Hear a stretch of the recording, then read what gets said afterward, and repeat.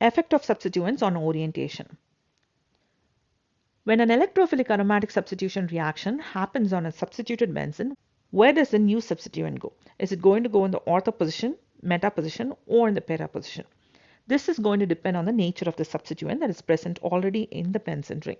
The incoming electrophile have two chances. It can go into the ortho and para position, or it can go into the meta position. In general, all activating and weakly deactivating substituents are going to direct the incoming electrophile onto the ortho and para position, whereas the moderately and strongly deactivating groups is going to direct the incoming electrophile onto the meta position. Here are some examples. Toluene, when it undergoes halogenation, the incoming electrophile will get added onto the ortho and para positions. Why it's going to be in the ortho position? For that, we have to look into the nature of this group, methyl group. A methyl group is generally weakly activating.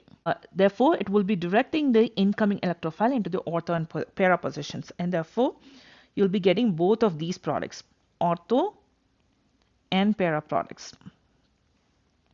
In the same way, when you have an halogen present in the benzene molecule, then it's going to direct the incoming electrophile onto both ortho and para position. Why? Because halogen is an example for weakly deactivating substituents, and all strongly activating substituents and weakly deactivating substituents is going to direct the incoming electrophile onto the ortho and para position. So therefore, you will again get a mixture of ortho and para here. Let's go on to the next example. Here we have nitrobenzene. When nitrobenzene is subjected to halogenation, so it's going to produce only meta substituted nitrobenzene. Why it's going to be meta substituted here? Nitro group is a strongly deactivating group, and therefore anytime you have a moderately deactivating or strongly deactivating group, it's going to direct the incoming electrophile onto the meta position. Why all activating groups are ortho and para directing? Let's take an example here. We'll take anisole and see what are the different carbocations intermediate that are formed and also along with its stability. Here in anisole, we have this OCH3. The OCH3 group is a strongly activating group because you can see that there are lone pair of electrons present on it which can be donated onto the ring structure. So benzene's nucleophilicity can be increased towards an electrophilic aromatic substitution reaction.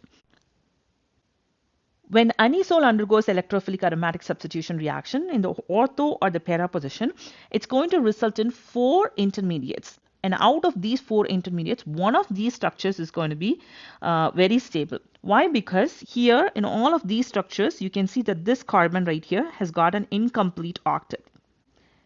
Whereas when you take the meta position, it's going to result only in 3 structures, and all of these structures, all of these resonance contributors have got an incomplete octet. And because of which when anisole undergoes electrophilic aromatic substitution reaction, it takes place at both ortho and para position. This can be applied to all activating groups. Why weakly deactivating groups are ortho and para directing? Let's take an example here again. Here we have a methyl group on this benzene structure, which basically we call as toluene. This methyl group donates the electrons by hyperconjugation. Now, when it undergoes electrophilic aromatic substitution reaction, whether in the ortho position, meta position, or in the para position, it gives us 3 resonance contributors, right? Now, in the ortho and para position, there is one resonance contributor of the carbocation intermediate, which is more stable. Now, why this structure right here is more stable? Now, if you take a look into this carbon right here, which has the positive charge, as a methyl group. What is the role of the methyl group? The methyl group is going to donate the electrons. By donating these electrons, this positive charge right here is stabilized, right? And therefore, this is more stable. And because the ortho substitution and the para substitution results in this most stable resonance contributor for the carbocation intermediate, it's going to be ortho and para directing. Why moderately and strongly deactivating groups are meta directing? Let's take protonated aniline as an example. Here, this group right here is strongly deactivating. When it undergoes electrophilic aromatic substitution reactions in the ortho, meta, and para positions, it's going to give us 3 resonance contributors in each one of these cases. But in the ortho and para positions, there is the least stable resonance contributor that is formed. Now, why this is going to be least stable? Because you have positive charges on 2 adjacent atoms, which makes it to be really unstable. But in the meta position, all of these resonance contributors are going to have about the same stability. And that is the reason why protonated aniline directs the incoming electrophile onto the meta position.